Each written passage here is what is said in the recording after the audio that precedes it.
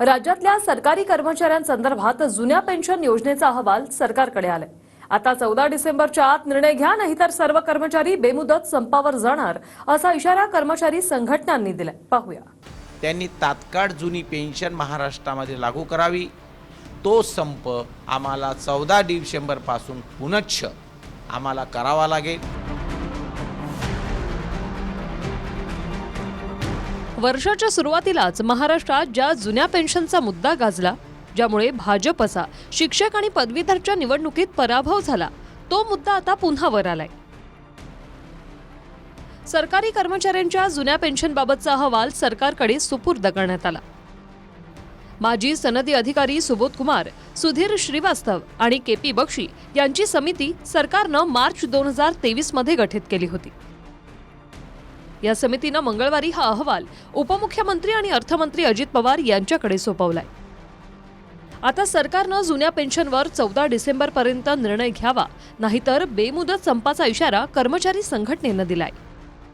सरकारने कमिटमेंट केल्याप्रमाणे त्यांनी तात्काळ जुनी पेन्शन महाराष्ट्रामध्ये लागू करावी। जर या संदर्भात लेखी स्वरूपात दिलेल्या संदर्भात जर सरकार आपण दिलेल्या लेखी मान्य करत नसेल, तर आम्हाला नाईलाज असतं, आम्हाला आंदोलनाचा जो आम्ही 20 तारखेला संप स्थगित केलेला आहे, तो संप आम्हाला 14 डिसेंबर पासून पुनश्च आम्हाला करावा लागेल। जुन्या पेन्शनची मागणी महाराष्ट्रातच नाही तर देशभरातून झाली आणि काही काँग्रेस शासित किंवा गैरभाजप राज्यातून ती लागूही केली आहे, ज्यात हिमाचल, पंजाब, पश्चिम बंगाल, राजस्थान, झारखंड या राज्यांचा समावेश आहे। आता महाराष्ट्रात समितीचा अहवाल आल्यावर सरकारच्या निर्णयाकडे लक्ष आहे। जुनी पेन्शन योजनेच्या पदाधिकाऱ्यांनी आज पुन्हा एकदा इशारा दिलेला आहे की पुन्हा एकदा आम्ही उपोषणाचं हत्यार उपसू, कारण 3 महिने झाले आमचा अहवाल जाऊन मात्र त्याच्यावर कारवाई झाली नाही। काय आश्वस्त कराल? आता आपण पंढरीत आहोत, पंढरीमध्ये पेन्शनही नको, टेन्शनही नको, त्यांचाही प्रश्न सोडवू आम्ही। शेवटी रिपोर्ट जाहीर करणं आणि तो स्वीकारणं हा मुख्यमंत्र्यांचा आणि कॅबिनेटचा तो अधिकार असतो आणि सरकार नेहमीच पॉझिटिव्ह राहिलेलं आहे। आणि आपण एक गोष्ट लक्षात घेतली पाहिजे की सरकारी कर्मचाऱ्यांचं कुठलंही नुकसान होणार नाही अशा पद्धतीने निर्णय घेतला जाईल, हे मुख्यमंत्री महोदयांनी अगोदरच जाहीर केलेलं होतं। या सरकारच्या मनात जुनी पेन्शन द्यावी असं बिलकुल नाही आहे, त्याच्यामुळे हा घोळ वाढतच जाईल। या सरकारला महाराष्ट्र अस्थिर करायचं आहे आपल्या राजकीय फायद्यासाठी। 2004 पासून केंद्रातील काँग्रेस युपीए सरकारनं जुनी पेन्शन योजना बंद करून नवी पेन्शन योजना आणली। महाराष्ट्रातही 2005 नंतर काँग्रेस राष्ट्रवादीच्या आघाडी सरकारनेही जुनी पेन्शन योजना बंद करून नवी पेन्शन योजना लागू केली।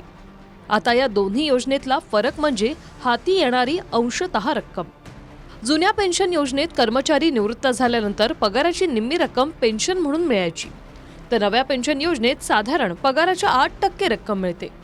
उदाहरणार्थ, जर निवृत्तीमुळे तुमचा पगार 30,000 रुपये असेल, तर जुन्या पेन्शन योजनेप्रमाणे तुम्हाला महिन्याला 15,000 मिळायचे आणि नव्या पेन्शन स्कीमप्रमाणे 30,000च्या पगारावर निवृत्त झालात तर तुम्हाला साधारणतः 2200 रुपये पेन्शन मिळते। फडणवीसांनी विधिमंडळात आधी जुनी पेन्शन योजना देताच येणार नाही असं म्हटलं, नंतर आमच्या धमक आहे हेही फडणवीस बोलले। तर महाविकास आघाडीत विरोधी पक्षनेते असताना अजितदादांनीही छोट्या राज्यांना जमतं, मग शिंदे फडणवीस सरकारला का नाही, असा सवाल केला होता। जुनी पेन्शन योजना जर लागू करायची असेल तर आपण कॅल्क्युलेशन केलं, तुम्ही तुमच्या काळातच केलं, मी ते बघितलं। राज्यावर 1,10,000 कोटी रुपयाचा बोजा आहे, 1,10,000 कोटी रुपयाचे राज्यच दिवाळखोरीला निघेल, त्यामुळे जुनी पेन्शन योजना होणार नाही। जर या ठिकाणी पेन्शन योजनेत बदल करायचा असेल, जुनी द्यायची असेल, ही धमक आमच्यामध्येच आहे, हे नाही करू शकत, हे नुसते बोलणारे लोक आहेत। आपण बघितलं हिमाचल प्रदेश, राजस्थान, छत्तीसगड अशा काही राज्यांमध्ये सुरू केली असं आपल्याला माहिती मिळाली आणि पशा बातम्या पण आल्या। आता त्यांनी सुरू केली ती कुठल्या पद्धतीनं केलेली आहे? जर ह्या बारक्या राज्यांना जुनी पेन्शन सुरू करणं जर परवडत असेल, तर मग इतरांना, म्हणजे महाराष्ट्र तर प्रगत राज्य आहे, मग त्याच्यातून तोडगा निघाला पाहिजे असं माझं स्वतःचं मत आहे। जुन्या पेन्शन योजनेचा मुद्दा याच वर्षी फेब्रुवारीत म्हणजे ऐन विधान परिषदेच्या शिक्षक आणि पदवीधरच्या निवडणुकीत गाजला आणि त्याचा फटका भाजपला बसला. 5 पैकी 4 ठिकाणी भाजपनं उमेदवार दिले होते. त्यापैकी 3 ठिकाणी भाजपचा पराभव झाला. अमरावतीच्या पदवीधरच्या निवडणुकीत काँग्रेसच्या सुधाकर आडबालेंचा विजय झाला आणि भाजपच्या रणजित पाटलांचा पराभव झाला. नागपूरच्या शिक्षक मतदारसंघात काँग्रेसच्या सुधाकर आडबालेंचा विजय झाला तर भाजप समर्थित नागो गाणार यांचा पराभव झाला. औरंगाबादच्या शिक्षक मतदारसंघात राष्ट्रवादीचे विक्रम काळे विजयी झाले तर भाजपच्या किरण पाटलांचा पराभव झाला. तुम्ही 5 वर्ष आमदार होता आणि मरेपर्यंत पेन्शन घेता. आमचा कर्मचारी मेल्यानंतर त्याच्या कुटुंबाला 1 रुपया पेन्शन मिळत नाही. त्याचे लेकरं बाळक कसं जगत असन याचं मूल्यांकन व्हायला पाहिजे. सत्ताधाऱ्यांना आम्हाला त्या वठणीवर आणायचं आहे, त्यांना चपराक दाखवायची आहे. भविष्यामध्ये विधानसभेमध्ये सुद्धा सर्व कर्मचारी वर्ग या सत्ताधारी शासनाच्या अगेन्स्ट मध्ये राहील आणि त्यांना ही पेन्शन आणि कर्मचाऱ्यांचे हक्क द्यावे लागतील. शिक्षक पदवीधरच्या निवडणुकीत छत्रपती संभाजीनगरमध्ये काही मतदारांनी नो पेन्शन नो वोट असं मतपत्रिकेवर लिहिलं होतं. आता त्या 4 महिन्यातच लोकसभेच्या निवडणूक आहे. जुन्या पेन्शनच्या अहवालात नेमकं काय आहे, बाजूने आहे की नाही, त्याबाबतचा खुलासा सरकारकडून अद्याप झालेला नाही. अहवाल सार्वजनिक झाल्यावरच तशी माहिती समोर येईल. मात्र 14 डिसेंबर नंतर बेमुदत संपाचा इशारा कर्मचारी संघटनेनं दिलाय. Bureau report, TV9 Marathi.